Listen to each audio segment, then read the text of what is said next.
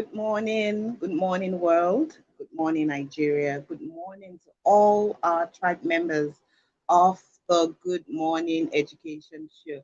It's so exciting to be back here today. It's so exciting to be on another edition of the show. Um, I see you, Stephen Precious Isaiah. Thank you for logging in bright and early this morning. Thank you for joining us on the show. We'd like to welcome all of our viewers, all of our tribe members.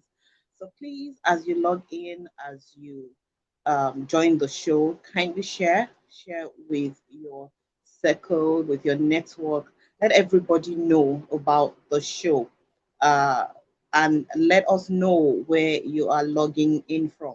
I am Fifolu Falodun, and I'm holding forth this morning for the host of the show, Rotimi Eitayo. Other analysts will be joining me on the show as we go on this morning. Um, we have our regular segments, the highlights of the news, which we'll be going to shortly before we go into the topic of the day. But we'd like to know where you are joining us from. So as you come in, as you log in, as you share, as you tell your friends, and inform all those you can quickly reach out to join us. Please tell us where you are logging in from. We would like to know. And as the show continues, please feel free to engage with us. We would like to hear your comments. We would like to have your questions. We would like to have your contributions on the topic that we are treating, and on the headlines also. We'd like to have your input. So, good morning on the Good Morning Education Show this beautiful Tuesday morning. The weather is clement, it's cool, it's not so hot, not so cold. It's just a perfect morning to have a good morning. So, before the analysts join us and we go into the topic of today, which is an interesting one, I tell you, we will take the news headlines first. Hi, Hope from Ikeja, Lagos. Hi, Hope. Welcome, welcome. Thank you for joining us. And please stay tuned and have a good time with us this morning. So we're going on to the headlines of that we have this morning. AOCED should be converted into university. That's coming from um, Kwasu. Uh, yeah, there's that call to convert um, the College of Education to the university. Well, let's hope all the we need more high institutions in the country, but maybe instead of focusing on just universities all the time, can we have a mix and a breed of the polytechnics, the colleges of education, and have more diversity uh, in our systems, so it doesn't. And last week we talked about the disparity in the academic degree of the polytechnics and the universities. I guess that's why there is a lot of clamor, or there are clamors, this kind of calls to convert College of Education to a university. It doesn't have to. We need these colleges of education. We need to have thoroughbred teachers. We need to have people who are prepared, right, for what they are prepared with the right skills, the right education, the right focus for what they are going out there to do. So, yeah, good call, but let's also remember that we cannot convert all of these institutions to universities. We need them to exist.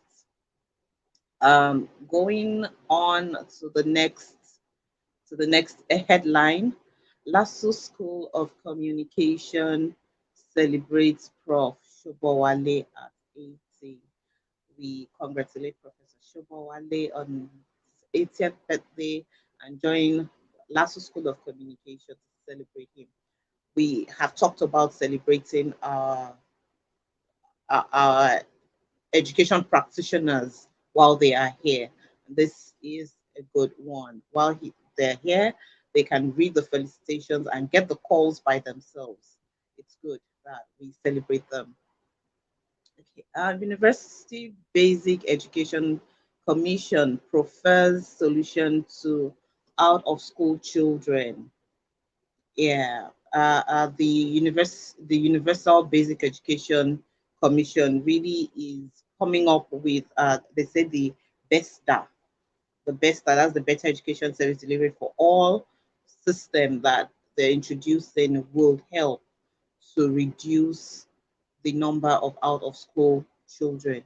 Good initiative, good step in the right direction, and we we hope that the system is not just initiated, but that it is actually run and that the objectives are met. We have less children out of school. Yesterday, we saw the headline of the little girl who had been hanging around the school just because she wants to be in school. She is one of those who was lucky. But if we have a more focused and better organized system by the government, then we would have less and less of these situations and of these examples coming up. So kudos to you, Beck, and we look forward to having more of our children in school, not out of school. Why we stop students from celebrating end of exams? Kogi Poly Rector. Yes, we took this headline yesterday that the school plans to stop end of exams, celebration because of a planned cult attack. And the rector is going on to explain why they stopped the celebration. Well, like Safety Chief said yesterday, uh, it's good to nip a budding problem. It's good to nip it before it becomes a real issue. And if the reasons was for the safety of all students, staff, and even the community, if that's the reason, then we say thank you to the school authorities for being proactive in taking that measure and ensuring the safety of everyone. Okay, this is not a very good news. This is not one of those things that we like to talk about all the time, but strike action grounds academic activities in AAU ECOMA. So the Ambrose Ali University is facing its own domestic problems now, apart from the general issues that our universities have been facing for years, and particularly in the last year. Their academic staff are on strike, and so all activities are grounded for now. That's personally, I look forward to a day when we would stop having things like this, when we would have people get into school, get into university, and they run the course of their program without incidents in our federal and state universities. I look forward to that day. So we're hoping that the AAU situation doesn't linger for too long, so that, well, with ASU promising to be back at work, they're not shutting down universities anymore. We will not have to deal with local issues like this. 62-year-old mother of nine takes education seriously, goes back to primary school. So this is the story of a woman in Zambia who had to drop out of school at 17 years to get married and raise children. And right now, at 62 years, she's a mother of nine and a grandmother.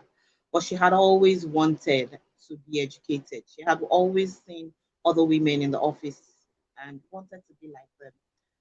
And it's just so heartwarming that there are examples of tenacity, of focus, of vision like this that we can have for our young girls, especially. Look, it doesn't matter what the situation could have been. It doesn't matter what the reason could have been to drop out of school. You can always go back. The power of focus in this woman is, I'm sure that it's going to be an inspiration for many more women, young girls, and even in her own family, for her children, for her daughters, for her granddaughters, hopefully, if she has granddaughters. Good morning, Mrs. Adeusi, and welcome to the show this morning. Good morning, people. Good morning, everyone. Good morning. Welcome to Good Good Morning. morning. I so look forward to your good mornings. It's a tonic on its own. Yes, it's a uh, it's a great morning, honestly. yeah. You came in at the right point where we're talking about the 62-year-old woman who returned to school because of her love and taking education seriously. Uh, what would you want to say about this? I think it's so important to let people know that the limit you put on yourself in terms of time is only in your mind. Oh, I'm 40 something. I haven't made anything of my life. Oh, I'm 50 something. I haven't done this. Oh, I wish I could. It's only in your mind. You can start at any time. It doesn't matter that others have done it earlier. It really doesn't matter. So it's really for you to start when you think you're ready to start. So I mean, this is awesome. This is encouraging. So for anybody that wants to start something, you want to start your own business, you want to start that training, you want to start that, and you've been saying, "Oh, but I'm already old. I'm already at the end of my career." This is a gentle reminder. You can start. The only person holding you back is you. Because people can ask and say, "Oh, what does she need it? She's 62 and she's finishing. She'll be 78." But honestly, you can imagine what she will do. It's really up to her. There's no limit. There's no restriction. There's nothing holding you back except you. You can start anytime.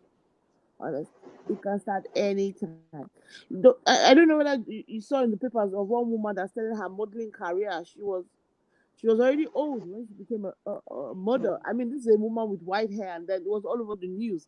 So just start anything you want to do. Just start. Absolutely. The only person holding you back is you. Yes, just plunge in, start, and go ahead. Okay, another headline says conducive environment will enhance learning, says MTU VC. I believe that's the Mountaintop University. Um, what's your take on this? See, I don't even know why this is news, honestly. I'm telling you because we know that it's hard to learn. It's worse to even try and learn when the environment is not conducive in so many ways. The same thing when we talked about food. I wish Eben was here because Eben, you know, uh, is into making the environment conducive for learning. It's the same thing when we see, when you go and advertise Google's office, and you say, this won't be office, where it looks so much fun and so. That's how it is. It's the same thing if you come and your house looks so beautiful. You will not want to get it dirty. You want to keep it nice and clean. So, environment is key in so many ways. Not just environment, a number of things. Yesterday we talked about it as well. Food in the child's stomach too is creating conducive learning environment. when when you're feeding me, it's also creating a conducive learning environment. So I think it's important. There are a lot of aspects to helping learning be easier. I think that's what I was Mm. I think he's just stating the obvious.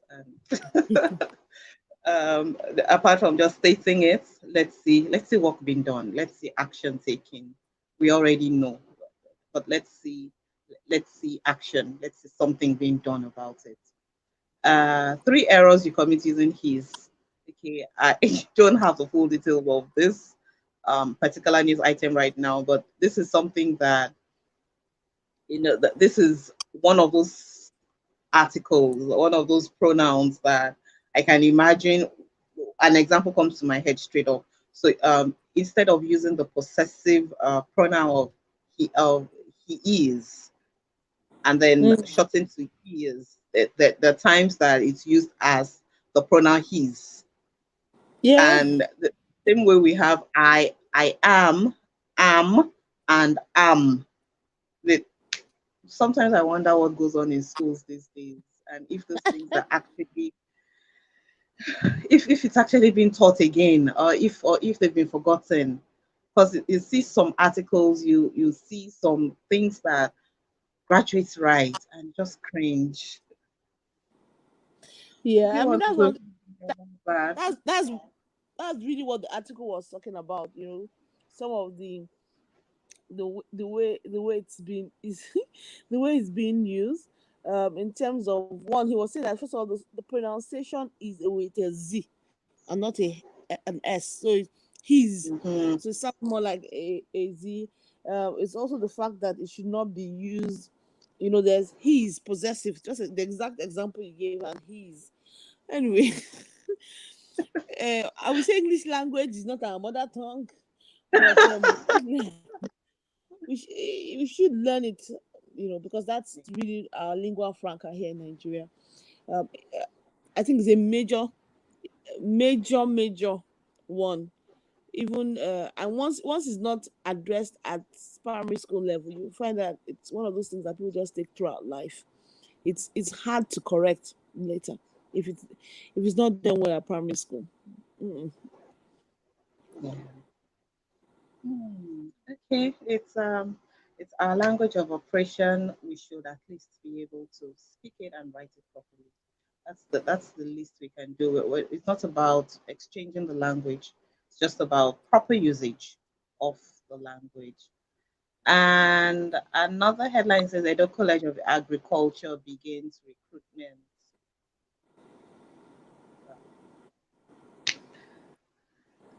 I really do not have a comment on that. Do you have a comment on I it? think we should. I think we no. I think we should pass to more interesting news, like Equesili canvases for PPP in tertiary education funding. You know, it's what we've been saying. When we talked, was it last week, about the new universities that are coming up? What was my concern? My concern was the fact that, have we sorted out how these universities will be funded? Let it not be something that is depending on only government, because that's where the challenge is.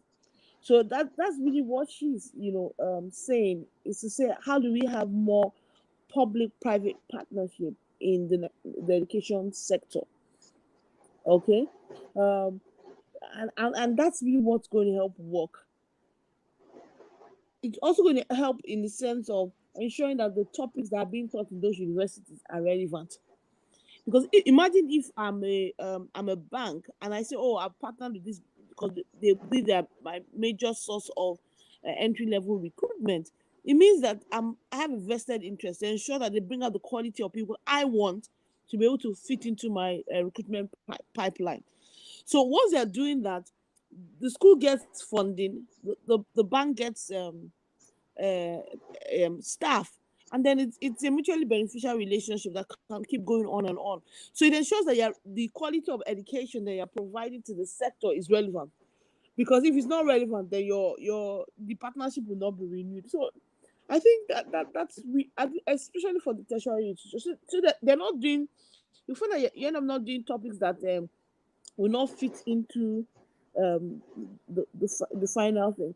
So I'm very worried for all the universities that we keep establishing, especially once they are not private sector. Because my question is, how is it going to get funded? How is it going to get funded? Because once there's sufficient funding, it will ensure that the quality of education is at least at par.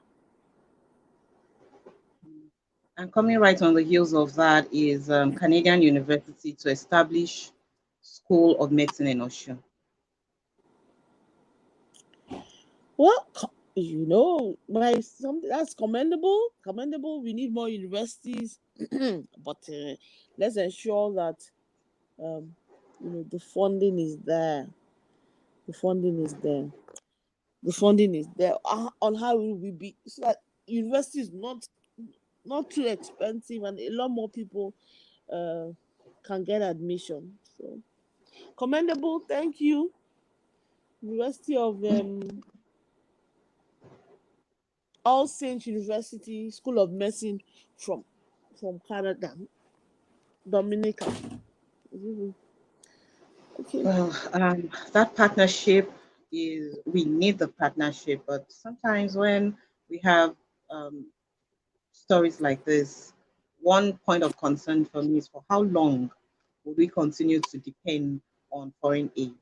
For how long will we continue? If, for instance, the university picks up and starts running, and the Canadian partner or the Canadian founder loses interest, what's the fate Mm. of those in the program at the point they lose interest? What happens to them?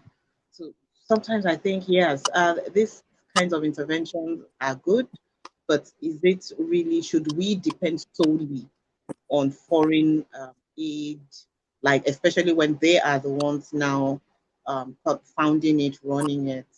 Well, we can be hopeful. We just choose to be hopeful that things run smoothly and will turn out well for everybody. And there's Achievers University offers scholarship to 255 students. I believe this talks about funding also, because the news says that 3 consecutive sessions That the is this scholarship this only put up this to honestly, see, this is worrisome because I had to ask myself, for you to be able to offer scholarship to 255. My first question was, oh boy, come on, how many students come in? Because yeah. typically the capacity of most universities, not if the big ones, maybe they take how many, what, 1,000, 2,000. So they matriculated 593. And of that 593, they are offering 255 students scholarship from the school. It's worrisome because it means that funding is going to be an issue. Because how does the school make money? One of the main ways is the fees of the students. So if half of the people that are coming in are not paying fees, then you have to ask how are they going to fund the schools? So would they be funding other ways? Because if I, there's some places they give you, so, you enter for free. You know, it is you enter the park for free, but everything inside the park is paid. It ends up being more expensive than if you had known the cost upfront. So I'm a bit worried hearing that. And university is a whole lot more expensive than primary and secondary school to manage and to maintain. Especially, it's not as if they have one big endowment fund, because a lot of universities abroad, when they offer scholarships, it's because that they have a very large endowment fund that they use to fund a lot of this scholarship. The endowment fund by maybe the alumni are so massive. So even just the interest coming from the endowment fund is enough to be providing the various scholarships that they do offer. So this is very worrisome. So this quantum of a scholarship, and they're saying that we are the first private university to give it. So I'm saying maybe the other private university understand why they're not giving that quantum of scholarship because they need to keep body and soul, body and soul Hmm. together, to make things work. It's anyway. So I wish them all the best, and I hope they just have done crunched the numbers. Yeah, we wish them all the best and hope that they have the winning ace up their sleeves, and that this is going to pan out well for them, not just for them, for the students also, so that they don't start and realize, oh, we can't continue supporting this scholarship thing and then affecting others. Yeah, I mean, Olumide Olushola is saying the scholarship doesn't have to be full, so maybe it's 10% that they give them, but you know how they put it in the Maybe. papers, make it seem full, so maybe it's not full scholarship, to be honest, the news did not say full, so maybe it's 10% that they gave them. Okay, it's still scholarship. It could be a percentage. Oh, we hope it works out for them and works out for everybody involved. And with that, we're at the end of the highlights, the news highlights, and we can plunge into our topic for today, which is something that excites me, um, knowing what to know for parents. Um, Looking at the topic, one thing that really jumps at me is having been a classroom teacher. I'm not actively in the classroom anymore, but I'm still involved in the lives of children in school at the different levels. And I see that for some of them, there is a major disconnect between their needs and the provision that their parents make. Not that their parents are bad people. No, they're only giving what they think the child needs. So sometimes the solutions that we prefer to a child's needs or to children's needs are from our own point of view. So it's like the relationship between adults, where you talk about the relationship between a man and a woman and speaking their love language. Many times we're not speaking the need language of the children. And this morning, we'll be looking into what parents need to know about their children, what parenting styles should be engaged, and many parents use their first child as the experiment for parenting. Should it really be so? Should it really be? You're saying something? I'm laughing. You said they use their first time for experiment. Yeah, should it really be? Should we really have that live child experiment, or is there a way to prepare parents for the parenting journey before they actually become parents? Maybe even before they get married. The way churches do this pre-counseling for intending couples. Should we have a school of parenting that prepares parents for the dynamics of parenting? What do you think? Honestly, as I agree, there are a lot of things that um they, we're not prepared for as parents. As to what point it should happen, I don't really know. But I think it's important that we are educated. We think we know, mainly from watching what our parents did. But once we get into it, we realize that we don't know. Like you said, our first children end up being the experiment that that we now realize what works, what doesn't work. So it's like my first son was, a bit picky about eating, and I let it, and then it grew up not. I can't eat this. I can't eat this. By the time my second son, I'm not. I wasn't ready. You will eat everything. You eat everything. So I agree. And it's amazing you go for all these parenting seminars, parenting conferences before you realize how much you don't know, how much you need to understand, how much you need to appreciate the differences about each child, how much you need to know how to treat each person, not compare a lot of things that our own parents did that we didn't like was something. It's just growing up that we realize the impact of this. Things you should say and not say to your children because of the impact it will have. How not to yell, how not to react in anger. There's just so many things to know. And one of the things that I've seen also done by schools is that a lot of schools, let me not say a lot, some schools are intentional in educating the parents. So you find out that during the PTA meetings, they always make it a point of duty to always be trying to educate the parents in one way or the other beyond what is happening in the school generally.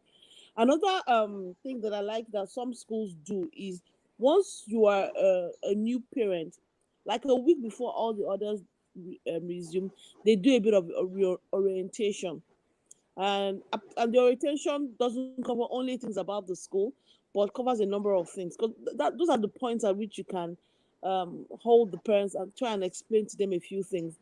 I always find it very educational when I go for the parenting, the PTAs, and they talk about. They always bring like a speaker to talk about something general about parenting. I think it was when my son was like 7 that I went for one, and they talked. That's when they talked about um, a bit of sex education. I remember very clearly. It was Praise Forward that came to talk. For the first time as a parent, my eyes were so opened. On that was the first time I heard, about good touch, bad touch, what I needed to do to ensure that, my son was safe and knew about his body. And he advised them that once your child is about 18 months, that's when you should actually start having the conversation with him.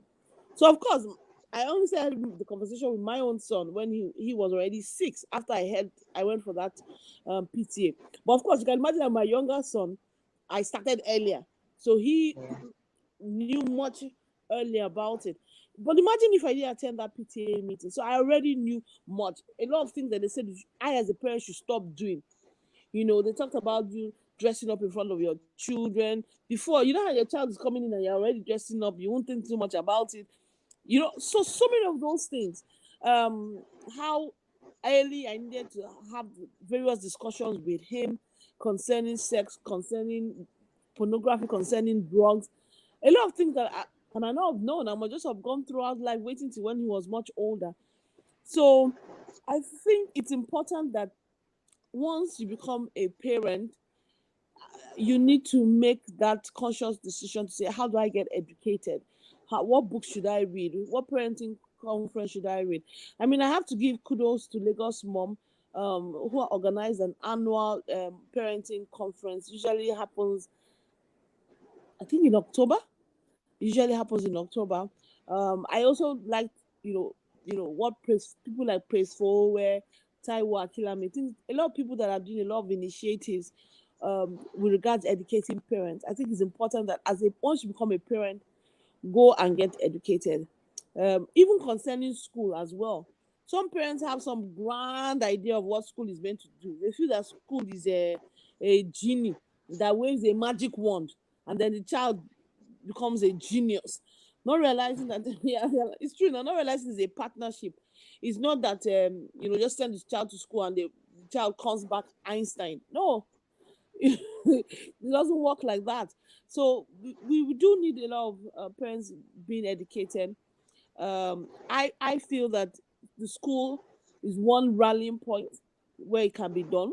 Yeah, right. Also, churches are another rallying point. Even I'm a volunteer teacher in my children's church, in a junior church, in Sunday school in church, and I'm always amazed at how much they feel that all these things should be what the church should do for their child. And I'm saying, your child comes to church 2 hours a week, and you then expect that 2 hours a week will transform the person with you not doing anything throughout the rest of the week. You teach a child something this Sunday, the next Sunday, the probability that he remembers anything is very slim, because a whole week has passed without any reinforcement. It's very hard. So there's a lot of education that needs to go on. I feel that schools are one of those places. Um, um, Churches are one of those places. You'll be also amazed at work as well. So I feel that if there are large offices that have large parent population, they should also organize events and seminars that can just help educate them, educate them about, in terms of saving for school fees, educate them about other things you need to do as a parent. I think anything that can help, really.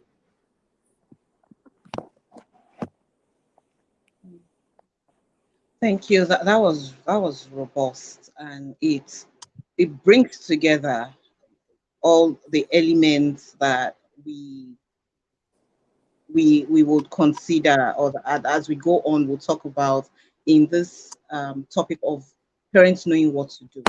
Uh, for instance, one of the I think one of the hugest fears that parents have is in the area of sex education for their children. Mm. They're afraid to, or maybe they're not very comfortable discussing it. And really, I don't blame them, because many times we say that parenting is actually recycling. The way we were brought up is most likely the way we bring up our own children. We add a little thing, we add one thing here, one thing there. We take away, or maybe I didn't have enough of this. I don't want my child to go through the same kind of. So we edit some things, but essentially we use the same structure. And sometimes this structure is not tailored for the child in particular.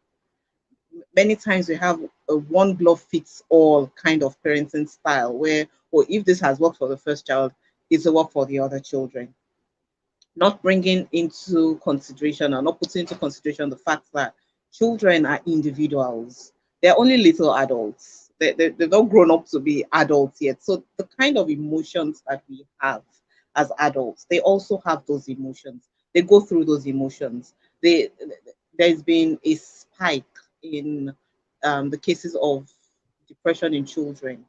And I've heard some people say, what is a child thinking about? How can a child be depressed? What are they thinking about? And forgetting that it's not just about the thoughts. Sometimes it's experiences. So there's a death in the family, and depending on the age of the child, we feel they don't understand what's going on. But in their own world, they understand the fact that, oh, this person was here yesterday. I'm not seeing them today. I didn't see them yes. I didn't see them the other day, and they're beginning to wonder what's going on. People are coming around, people are crying. There's a shift, there's a change. They may not be able to articulate the way they feel, but it doesn't take away the fact that they have this feeling of something is missing, and we're not really equipped to help to prepare them, to help them synthesize this information, to help them go through that period. We just feel, oh, sometimes it's even pity. Oh, what a pity! This child would not know what hits him until he's older. She won't know. You know, we put them in that kind of box and think for them. We put them in in a place where we feel for them and just feel, okay, this is what this child needs at this point. So at what point is, when we have some parents stop their children from swimming because of the maybe an experience they had. That's one example. They had a bad experience with the water bodies, and so they say, oh, my children are not going to swim ever. And swimming, as far as I know, is a life skill. It could be the knowing that skill could be the difference between staying alive and dying in some cases. At what point should parents wean themselves off their own learned experience or their negative experiences and not reflect them on the children, stunting their own development and growth in those areas? Well, I'm not even sure at what point. I think like we had we had said earlier on. I think it's important as a parent as early on as possible for you to get educated. And once you get educated, it means that you at the beginning know what are the basic skills that your child needs to have. So you find out that when you discover that swimming is a life skill, then it means you just need to overcome it. We are afraid of so many things. That's as a parent, I think that's what you're afraid that your child will be hit on the road. But does that mean that you won't teach your child how to cross the road? So it's those things. But the more you know that this is an important life skill, it's the same way people don't teach their children about money. But managing money is a very important life skill. So or people are afraid to send their child out alone. So you find out that when you say, "Oh, can you send your child to the supermarket down the road?" Ah, no, but Hmm. eventually one day he's going to have to do that. So the more, as I said, that the more you're educated, it helps to lower the barriers and the fears, because it then tells you the reasons, the are the more of the positives than the negatives. Because like you said about swimming, right? You're afraid that if your child swims, he will drown, but there's more possibility of him not drowning if he knows how to swim. So it's important. That's why I say that the more you get educated, the more you mix with people, the more you attend a lot of these conferences, it helps, provide the mindset that allows you to be a more balanced parent. Another area I wanted to, talk on is also in terms of special needs. A lot of parents are not prepared um, in case their child is not as perfect as they had hoped. Um, so it's important that you get educated. Honestly, I didn't know much about special needs till I encountered someone. I realized that all wasn't well, but hey, I wasn't sure what it was. But I then went for a conference and then he talked about it, and I was able to come back and say, you know what? Based on this parenting conference I went for, I think you need to get your child checked. I think you need to do this because they're afraid. They're afraid, or if I go and do that check, then it tells me the news that I'm afraid of. But the other part of it is that if you don't do the check, then you're just prolonging the day. So I've told the story before, but I'll say it again. So I knew someone that I just knew that his child wasn't well, but I didn't know exactly what was wrong. So one day I tried to ask him, what exactly really is the problem? What have the doctors said? All I just said was, oh, the child hadn't started walking, and the child was like 4. I was like, so what did the doctor say? What physiotherapy is needed? It was when I had a further discussion with him that I now realized that his child had cerebral palsy. I said, okay, so your child, I now went and did a bit of research. And that's when I now discovered that, okay, so your child has cerebral palsy, but that's not the end of the world. I then found that there are a number of children that have gone on to live what I would call relatively normal lives despite this. So I then went and found a number of things that they needed to do. I called him and said, so is your child going to school? By now, his child was almost 5. He said, no. I'm like, why? So in their own mind, they just felt, kept the child at home. But I said, you know what? I've read far, and they can attend school. You need to look for the schools that are inclusive schools. The other question I asked is, does he have an occupational therapist? Does he have a physio? I now listed out all the things that I had learned about that can help the child, prepare the child to be a bit more, I don't want to use the word normal, to be able to cope more and be more independent. And then I now sent a list of people that they can follow on social media that special needs advocate that will help them be educated. After that, he then enrolled his child in school. And he came back and he and his wife were like crying. They felt that the immediate difference in their child, the joy, the excitement daily, they could see that daily excitement as the person was going to be going to school. So as a parent, it's important that you are educated. Some people don't know about autism. And autism, I keep saying, all these things are not, death sentence. There's sickle cell. There's so many things. But you as a parent, you need to get educated. You need to know what are the developmental steps in my child's life. If the child misses the developmental steps, what should I be doing? What signs should I look out for? People have children that have Down syndrome, but they've not done anything. They just keep the child hidden. So the child is 5, 6, 7. Some things that you could have done earlier. Some people, they don't realize that the child has a slight developmental delay. But those delays are so slight that if caught early and you do the right interventions, the child will quickly overcome it. So it's important that you get educated. What are the skills that your child should be developing? And at what stage? So some parents are asking, why can't my 3-year-old read? I'm like, reading is not required for a 3-year-old. So they go to school, put pressure on the school. No, but they're like, if he follows son, he's 4, he can read. If Finfoil's son can read at 4, that's fine, but that's not a developmental milestone for him. Maybe he's just there, but do you know what other areas he's not, he hasn't met his own milestone for his age. So he's an outlier in reading for that age. So that's why I keep saying is you need to just be educated. What is expected of your child, at what level, at what area, so that if there are things that you need to do, you can do. Don't limit it to only your own experience, Me, I didn't learn how to swim when I was young, but I opened my children up to all those things. Anything, playing football, they learned how to roller skate, they learned how to play. Expose them to as many things as possible. I'm not only, oh, you must read your book, you must read your book. I begin to realize that, things have changed a bit. And a lot of it is my going out of my way to get educated as a parent on what I need to do.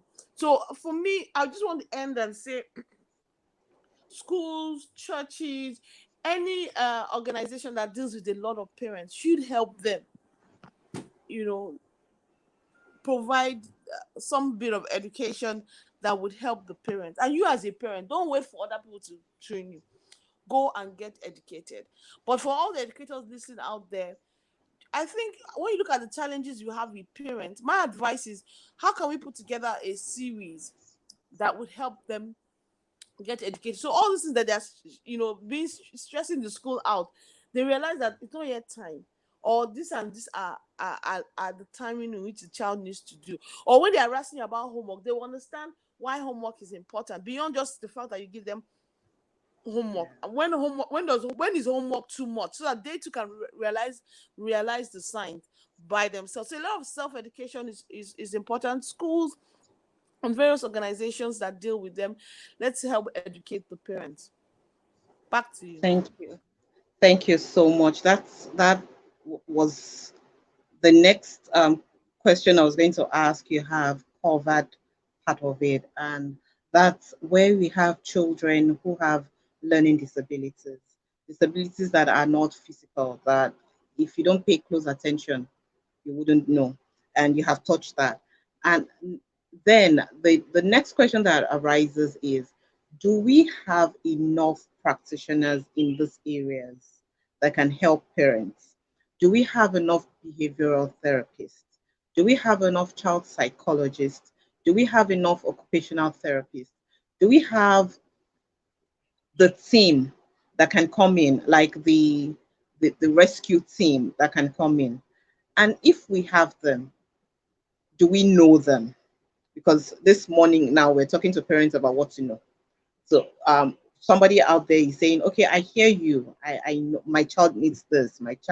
I'm picking up that my child probably needs special attention in this area, or I need to do a little more. How are we able to access? It's very common for us to have doctors. Doctors generally, we just know this person is a doctor, is a medical doctor. Really do not even care what line of medicine they're into. But when it comes to the therapist, when it comes to those who are specially trained for children, is this an area that is very accessible in Climb? Is this an area that is very that people know about and can say, oh, okay, so I know that my child needs help with maybe reading, maybe a dyslexic child. How do we help them to still be able to perform perfectly in school, to still be able to reach their maximum potential? A child maybe suffering from dyscalculia, for instance, and then we keep saying, oh, this child doesn't know math. It doesn't know math. It's not good with figures. It's not. All they need is special education in that regard. So the question is about therapists, and then for special needs teachers who can be in, is there really a need for us to have a special education, to have special education completely different from mainstream school? So that in cases where we have children, for instance, that have challenges in reading alone, or maybe in writing, or maybe in arithmetics with figures, should schools employ or absorb these special teachers who know that, oh, my focus in the school is to help children who are not who are a little slower than their mates and their age mates in this particular area? So two questions. How accessible are the therapists? Do we know them? Are they popular? Are they easily reachable? Are they affordable? And secondly, should special education really be a separate area of education, completely different from mainstream school? People, I wish Lola Neke was here, our special needs advocate, to answer a lot of these your heavy questions. It's not my area of expertise, but I will just pick out a bit from what I've learned from her. Um, a lot of the special needs advocates are advocating for inclusiveness. If you follow this lady, I think her name is Toby Ajaib. They're saying that there is an advantage for special needs children being included in normal school, and they have a number of data to back that up. So that's really one of the major things. But having said that, once you're including them, you still need to realize that there are special needs and special. Um, they would require some special help. So you must have special need advocates. So it's not enough to say you're an inclusive school and you don't make the resources available, because they do require this resource. I mean, even in normal mainstream school, the truth is that if people are behind, um, they do make special arrangements for them. Your school should make special arrangement for them, because when you assess a group of schools and a group of students, and you find out there are some people that are higher ability, there's some people that are the average, and there's some people that are lower ability in your class. As a teacher, you need to be planning extra activities for the higher ability students. If you don't, they're the ones that become destructive in class, because they finish the work, they understand. So they something that you plan to take 10 minutes took them 4 minutes. The remaining 6 minutes, what do you think they'll be doing? They'll be looking for trouble. That's when they become very disruptive in class. Then the people that are average will finish in that 10 minutes. Then the people that lower ability within that class takes them longer. So what that means is that the teacher needs to realize that I have to do different things for these different people. I have to either ask those ones with lower ability come in a bit earlier, so that I start building the scaffold for them before the class starts, or even after the class is over.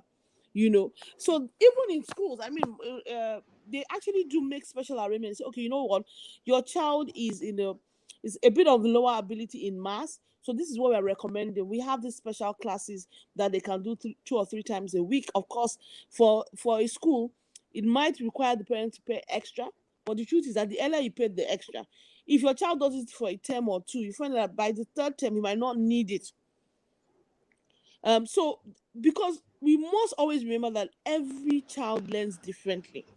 Some child might be low ability in maths, but they're high ability in other subjects, in arts, in other subjects. But we must help each and every one of them learn. So when it comes to special needs, it's the same thing. We understand that these people have special needs, and we have made available the resources. Are these resources plenty? No, they are not.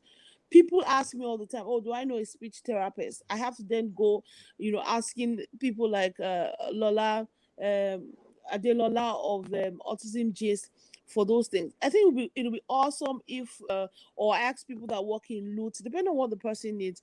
Are there enough of them? How good are they in their trade? Um, I don't know, but I know that there are schools that are fully special needs, and you need to listen. There's sometimes they'll tell you the child needs to first of all go to this special needs school to depend on their level of their special needs before you can prepare them to go into mainstream. So each thing is not a one size fits all. That's what I always tell parents. Nothing, even your two children, don't say, oh, because my one child went to this secondary school, the other one must go to this place because I can't do the stress. You'll be amazed that the other child needs a different type of school, needs a different type of environment because of their different needs. So never do one size fits all. Always take each child individual, look for their needs, and remember that your role as a parent is to look for the environment that is most conducive for learning. I tell some people some environments are too strict, your child will not blossom here. Then some are a bit too lenient on rules. They're not very they don't have very clear boundaries. Your child might not blossom there. So you always need to say, knowing the kind of person this my child is, what's the best environment that would help, that's conducive to help them come to their top potentials. I have my younger son. He is always looking for to the low hanging fruit. He just wants to do the barest minimum. It means that if I go to a place that is just not very much on you trying to do higher, he will always just do the best.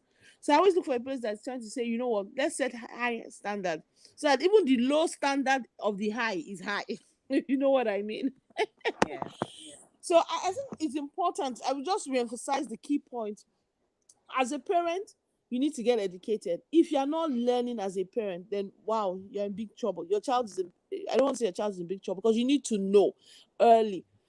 You need to know early what you should know so that you can help your child. Even from a when you have discussions with this school, each child is different.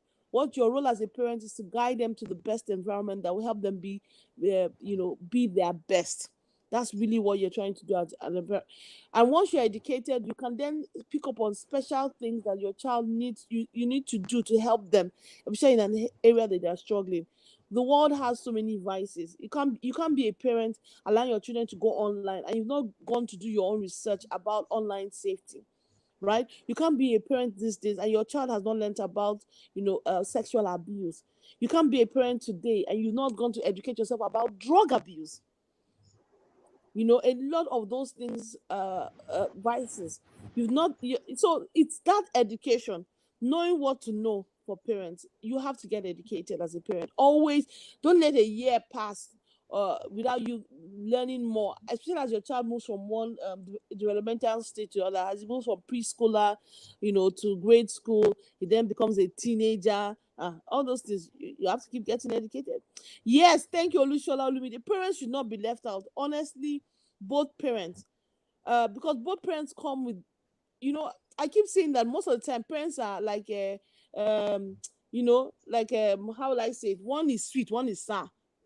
One is sweet, one is bitter, but the combination is required. If you feed your child only on sweet things, it doesn't work. If you feed only one on bitter things, so it's important that it's both parents that are involved in getting this education, and both parents are involved in parenting the child. Thank you, Olushola, for that.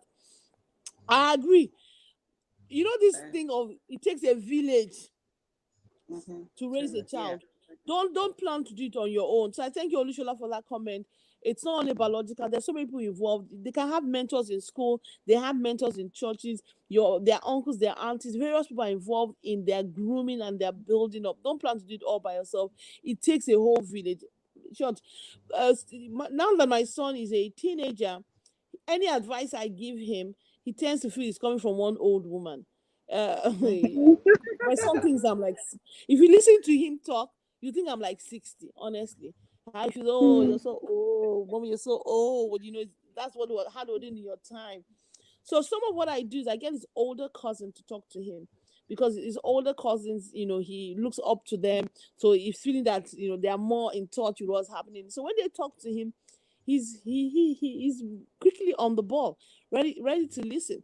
So you need to also find them role models that are slightly older than them, that can talk to them, that can mentor them. Don't plan to do it all by yourself. Truly, you might have some old style. I don't deny that I might have some old school way of of doing something. So yeah, thank you. Yeah. I Thank think we've you run out of so time. so much for that. We have overshot our time by a few minutes, but it's worth it. It's been worth it. I believe that we've been able to provide answers for some parents out there.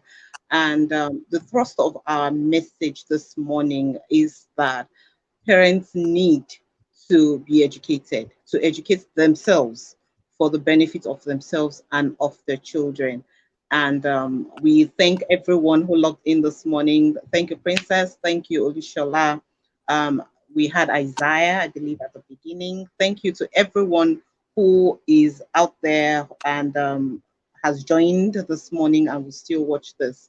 We hope that we've been able to make your day and give you and start you off to a beautiful Tuesday morning. We'll catch you again tomorrow.